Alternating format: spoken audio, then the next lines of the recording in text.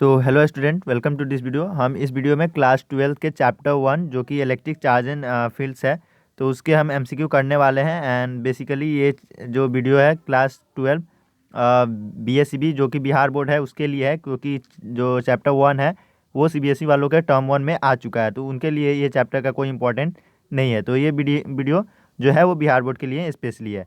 तो आइए स्टार्ट करते हैं with the question 1। Which are the following is the unit of electric field. तो इसमें से आपको इलेक्ट्रिक फील्ड की यूनिट बतानी है। तो बेसिकली हम क्या करते हैं, किसी भी चीज़ की अगर यूनिट जाननी होती है तो हम उसकी फार्मूले को लिखते हैं। तो इलेक्ट्रिक फील्ड का फार्मूला आता है F=QE।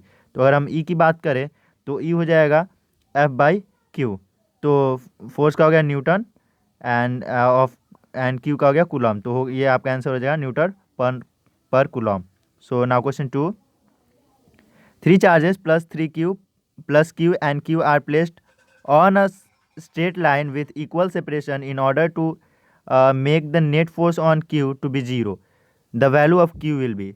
सो यहाँ पे आपका है +3Q आपका चार्ज रखा हुआ है यहाँ पे, और यहाँ पे आपका Q चार्ज हो गया एंड यहाँ पे कैपिटल Q है। तो आपको इस कैपिटल Q की जगह पे कौन सा ऐसा चार्ज रखना है, क्योंकि इस पे जो है नेट फोर्स 0 होना चाहिए। तो ये पॉजिटिव चार्ज है तो ये इस पे इधर की तरफ फोर्स लगाएगा, एंड ये भी पॉजिटिव चार्ज ही होना चाहिए ताकि ये इस पे इधर की तरफ फोर्स लगाए। तो आपका ये दो आंसर तो कट गया जो कि निगेटिव चार्ज दे रहा है। और अगर आपको आंसर चाहिए तो इसके लिए आपको किसी भी साइड चार्ज पे नेट फोर्स को 0 करना पड़ेगा। तो अगर आप क्यू पे ही अगर आप नेट फोर्स 0 करते हैं मिडल वाले पे, तो 3Q/Q should be equal to Q/Q। So आपका एंड डिस्टेंस जो है सेम है, तो डिस्टेंस वाला एंड के वाला टर्म कट जाएगा एंड Q भी कट जाएगा। तो आपका जो Q का वैल्यू आएगा वो 3Q आएगा। तो हम नेक्स्ट क्वेश्चन की तरफ आगे बढ़ते हैं। If an electric dipole is kept in a uniform electric field then resultant force electric force on it is always zero, never zero, depend upon capacity of dipole and non.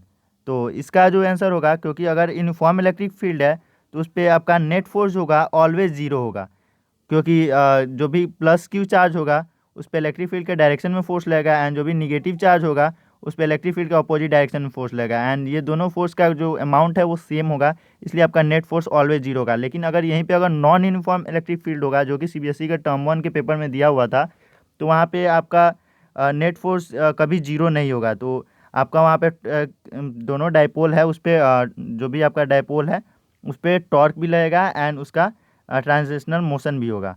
तो यहाँ पे तो आपका आंसर हो गया always zero. So next, the number of electron taken out from a body to produce 1 coulomb of charge will be.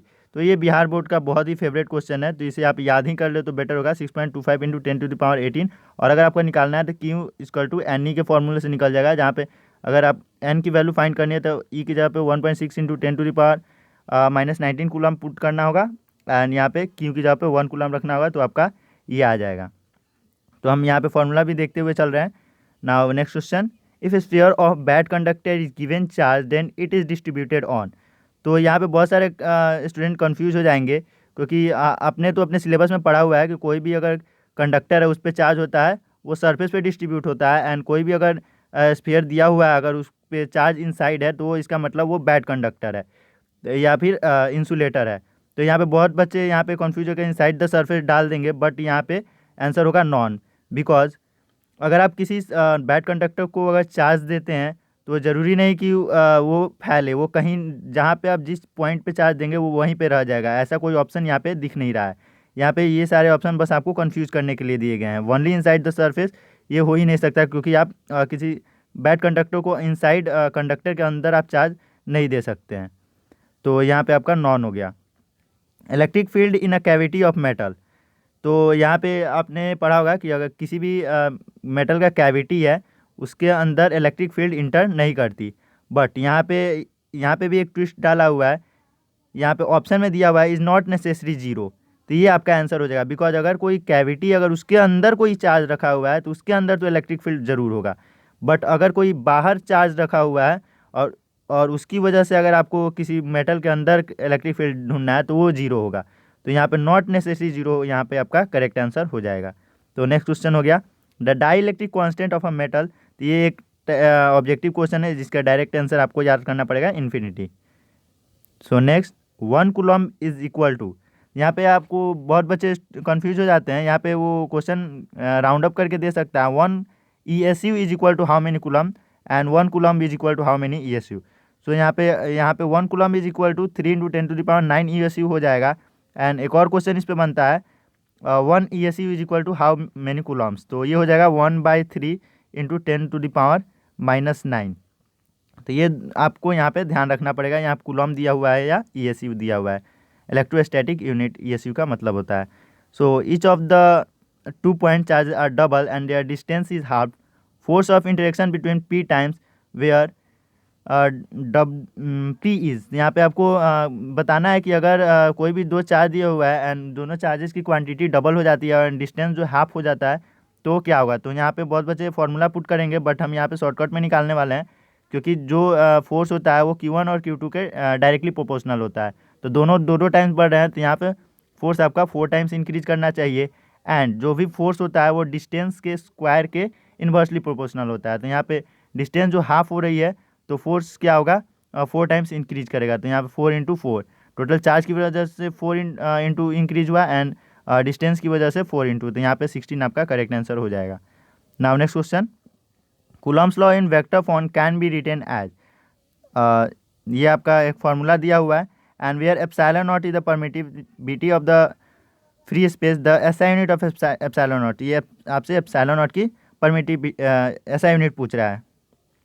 तो आपको यहाँ पे करना क्या है, एप्सिलॉन नॉट को इधर भेजना है एंड F को यहाँ भेजना है, सबके जगह पे SI यूनिट पुट करना है। तो यहाँ पे Q1 × Q2 हो जाएगा कूलम स्क्वायर एंड यहाँ पे पर न्यूटन मीटर स्क्वायर। तो ये डिवीजन में है, तो यहाँ पे न्यूटन जगह पे अगर ये हटेगा तो कूलम स्क्वायर, और फिर यहाँ पे न्यूटन की जगह पे माइनस पावर पे -1 एंड यहाँ पे ये आपका करेक्ट आंसर यहाँ है। बस यहाँ पे आपको देखना है या कूलम स्क्वायर होगा, ये मिस टाइपिंग है तो आप इसे देख लेंगे।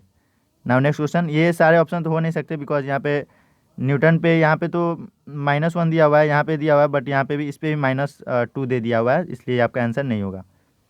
सो where when placed in a uniform field dipole experience, तो यहाँ पे आपका हो जाएगा कोई भी डाइपोल को अगर आप फील्ड में रखते हैं तो उस पर क्या होगा, अ नेट फोर्स और net torque, both A net force and torque and neither net force nor a torque. तो यहाँ पे अगर आप यूनिफॉर्म में डालते हैं तो यहाँ पे बस उस पर एक टॉर्क लगेगा, लेकिन उस पर नेट फोर्स हमेशा 0 होता है। ये हमने पहले भी क्वेश्चन में इसको किया हुआ था एंड यहाँ पे ये रिपीट हो गया है।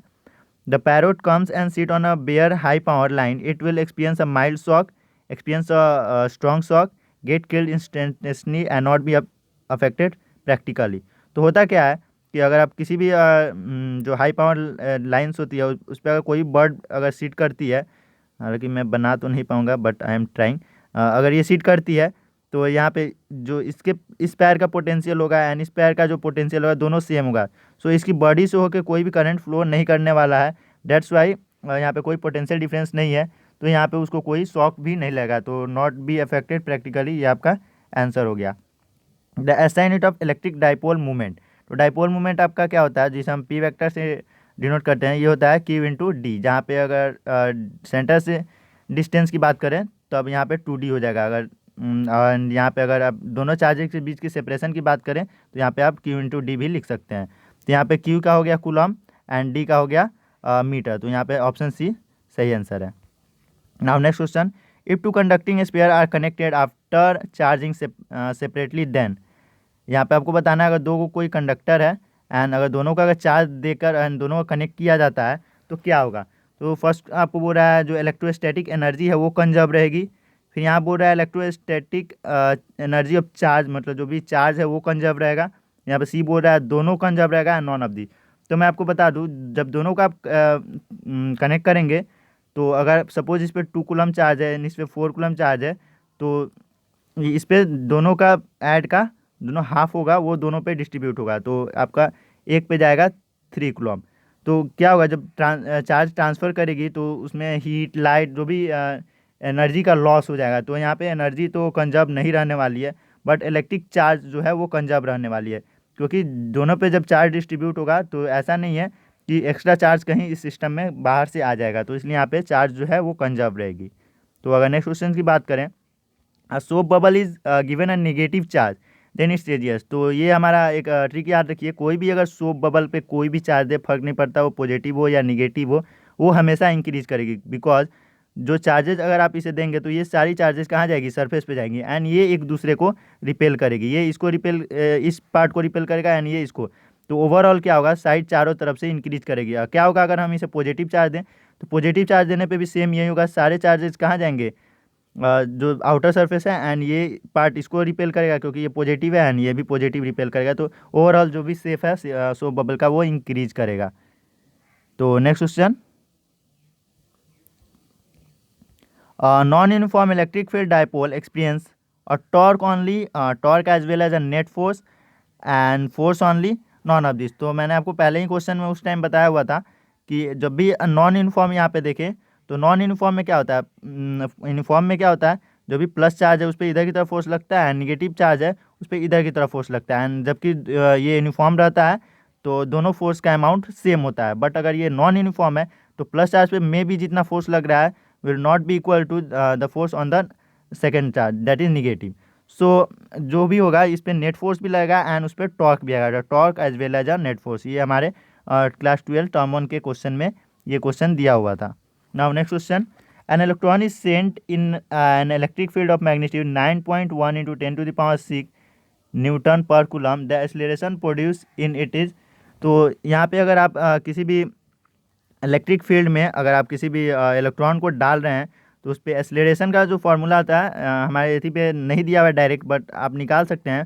फोर्स का फार्मूला होता है क्यू इंटू ई। तो फोर्स की जगह पर अगर आप मास इंटू एक्सेलरेशन रखते हैं तो mass into acceleration is equal to Q into E. तो अगर आप एक्सेलरेशन को निकालने जाएँ तो Q E divided by M, तो आपका एक्सेलरेशन का फार्मूला हो गया Q E divided by M. तो यहाँ पे क्यू की जगह पे आप 1.6 इंटू 10⁻⁻19 कूलम रख देंगे। इलेक्ट्रिक फील्ड का फार्मूला यहाँ पे दिया हुआ है क्वेश्चन में, मैग्नीट्यूड, एंड यहाँ पे मास जो इलेक्ट्रॉन का होता है वो पुट करेंगे, आपका आंसर आ जाएगा। तो मैं इसे नहीं बनाता हूँ, आप इसे देख लेना।